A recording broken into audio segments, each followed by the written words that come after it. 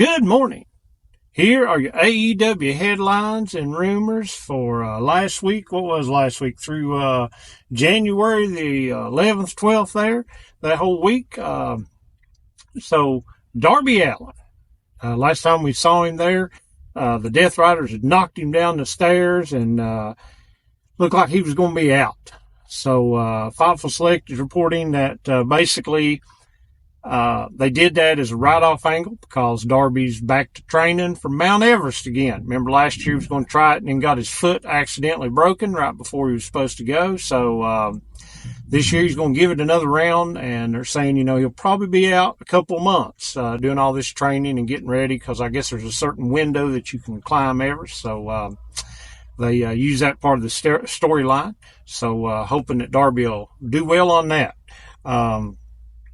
X-Pac, remember him? He told Denise Salcido,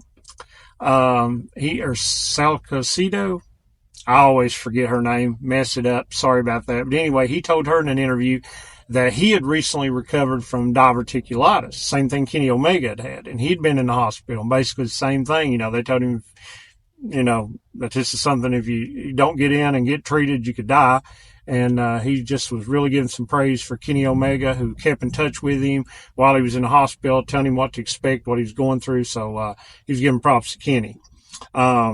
Marshall and Ross Von Erich, who are part of the Ring of Honor Trios champion with Dustin Rhodes, they announced on their podcast that they are all elite. So I'll probably be seeing more of them on Ring of Honor. Malachi Black. Everybody's been speculating rumors. Fightful Select, even Dave Meltzer has followed up. So you got two sources there are saying everything they've talked to behind the scenes that he will not be back. So probably there was reports there was an extension on his contract. So probably TK, old Tony Khan, didn't exercise it. So look for him to go back to WWE. And we saw Will Ospreay on Dynamite. Great match with Buddy Matthews. Tell Buddy that, he didn't need to follow someone else, that it was time for him. He could go after tag gold or singles gold. And Buddy Matthews, they had I think a YouTube video after Dynamite went off the hour, that he said that, he heard what he had to say.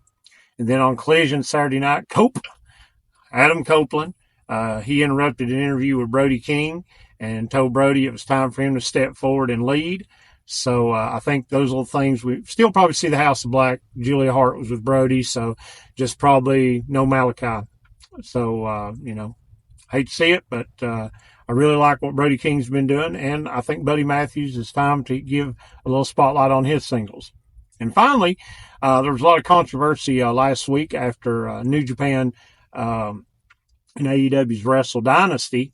Guy Chris Charlton, one of the announcers for New Japan, he went off on AEW, said a lot of stuff about him. Then he got suspended by New Japan.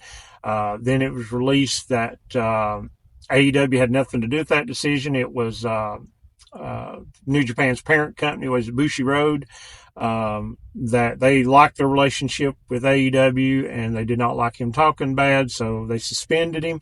Well, after he made the comments, Tony Schiavone had put up on his Twitter to basically GFY, go F yourself.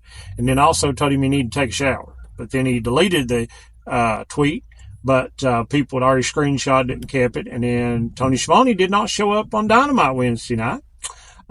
People were speculating, maybe this was retaliation, but Fightful, I think it was saying, it was Dave Meltzer that was saying, no, he just had a family emergency thing, an incident that he needed to take care of, so that's why he wasn't on Dynamite, because he was back on Collision, so sort of a nothing burger. All right, so there you go. That's your news this week, and we'll see you again next week. And don't make mistakes. Trust Ed Stakes.